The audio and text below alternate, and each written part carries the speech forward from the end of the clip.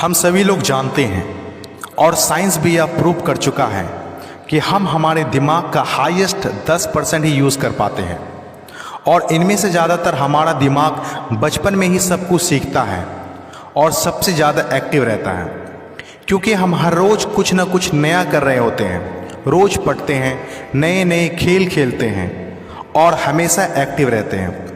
लेकिन जैसे जैसे हम बड़े होते हैं हम हमारे रोज़ के कामों में इतनी ज़्यादा बिजी हो जाते हैं कि कुछ नया करने और सीखने के लिए हमें टाइम ही नहीं मिलता। लेकिन इसके बावजूद अगर हम कुछ टाइम निकाल कर खुद को देते हैं कुछ नया करने के लिए, कुछ नया सीखने के लिए, कुछ नया पढ़ने के लिए, तो हम अपनी ज़िंदगी में ज़्यादा आगे बढ़ सकते हैं। अब आप सोच रहे होंगे कि ऐसा कैसे हो सकता है। इसको बताने के लिए मैं आपके साथ एक कहानी शेयर करना चाहूँगा।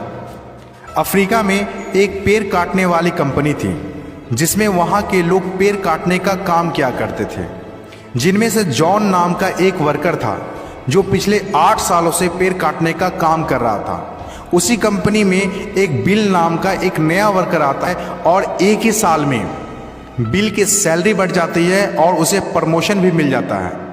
जैसे ही यह बात जॉन को पता चलता है वह सीधे कंपनी के मैनेजर के पास जाता है और उससे शिकायत करता है, सर इस कंपनी में मेरे साथ अन्याय हो रहा है। मैनेजर ने कहा, नहीं जॉन, इस कंपनी को मैं मैनेज करता हूँ, ऐसा कुछ नहीं है, अगर तुम्हें कोई प्रॉब्लम है तो मुझे बताओ। जॉन ने कहा, सर मैं यहाँ पिछले 8 सालों से काम कर रहा हूँ, लेकिन मेरा ना तो प्रमोशन किया गया है और ना ही सैलरी बढ़ाई गई है। लेकिन बिल जो 1 साल पुराना है उसकी सैलरी भी बढ़ा दी गई है और प्रमोशन भी कर दिया गया है, जबकि सर प्रमोशन तो मेरा होना चाहिए था। मैनेजर उसकी सारी बातों को सुनता है और उसे कहता है, मैं मानता हूँ कि तुम बहुत ईमानदार और मेहनती हो, लेकिन जॉन कंपनी के अनुसार जो ज़्यादा पेड़ काटता है उसे ही ज़्यादा सैलरी और प्रमोशन मिलता है। तुम पहले भी 4 पेड़ काटते थे और आज भी तुम 4 ही पेड़ काट रहे हो, लेकिन बिल जो रोज़ 8 पेड़ काटता है इसीलिए उसे जल्दी प्रमोशन मिल गया। तुम भी रोज़ 8 पेड़ काटो, तुम्हें भी प्रमोशन मिल जाएगा। यह बात सुनकर जॉन लौट जाता है और रोज़ से ज़्यादा मेहनत और ज़्यादा देर तक काम करने लगता है। कुछ दिनों बाद जॉन फिर से मैनेजर के पास जाता है और कहता है, सर अब मैं ज़्यादा मेहनत कर रहा हूँ और ज़्यादा देर तक कर रहा हूँ, लेकिन फिर भी मैं 5 पेड़ ही काट पाता हूँ। बिल रोज़ 8 पेड़ कैसे काट सकता है? मैनेजर ने कहा, यह बात तो तुम्हें बिल से ही पूछना होगा, यह बात तुम बिल से क्यों नहीं पूछते हो? अगले दिन जॉन बिल के पास जाता है और पूछता है, बिल तुम रोज़ 8 पेड़ कैसे काट लेते हो? मैं पूरी मेहनत करके भी 4 से 5 पेड़ ही काट पाता हूँ, क्या तुम मुझे बता सकते हो कि तुम पेड़ कैसे काटते हो? बिल ने कहा, पहले तुम बताओ कि तुम अपनी कुल्हाड़ी को कब धार लगाए थे? जॉन ने कहा, मैंने पिछले हफ्ते ही धार लगाया था।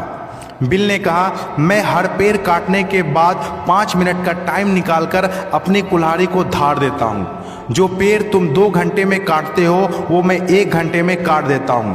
5 मिनट धार देने से मेरे आने वाले 55 मिनट को बचा देते हैं और मैं आसानी से 8 पेड़ काट लेता हूँ। यह सुनकर जॉन बिल को धन्यवाद देते हुए चला जाता है। अब वह समझ चुका होता है कि सिर्फ ज़्यादा मेहनत और ज़्यादा देर तक करने से कुछ नहीं होने वाला, उसके साथ उसे अपनी कुल्हाड़ी को बार बार लगातार धार देते रहना होगा। जब भी हम वह धार देना बंद कर देंगे उस समय से उसके कामों में असर दिखना शुरू हो जाएगा। जॉन अपनी कुल्हाड़ी में अब हर पेड़ काटने के बाद 5 मिनट का टाइम निकालकर धार करता है और कुछ ही दिनों में उसे भी प्रमोशन मिल जाता है। ये छोटी सी कहानी हमें 3 बातें सिखाती है। पहला, सिर्फ ज़्यादा मेहनत और ज़्यादा टाइम देने से आपको ज़्यादा अचीवमेंट मिले यह ज़रूरी नहीं है।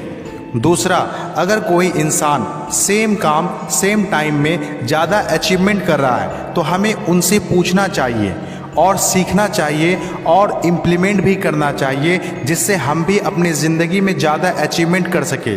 तीसरा और आखिरी बात जो सबसे ज़्यादा इम्पोर्टेंट है, वो है अपने लिए टाइम निकालना, ताकि हम कुछ नया सीख सके, कुछ नया पढ़ सके और कुछ नया जान सके, जिससे हम अपनी ज़िंदगी में अभी जहाँ है वहाँ से आगे बढ़ सके। अगर हम अपनी नॉलेज को और हैबिट्स को बार बार लगातार सुधार नहीं करते रहेंगे तो हम आज जहाँ है ज़िंदगी भर वहीं रह जाएंगे। सो हमें अपने लिए टाइम निकाल कर अपने नॉलेज को और हैबिट को लगातार सुधार करते रहना चाहिए।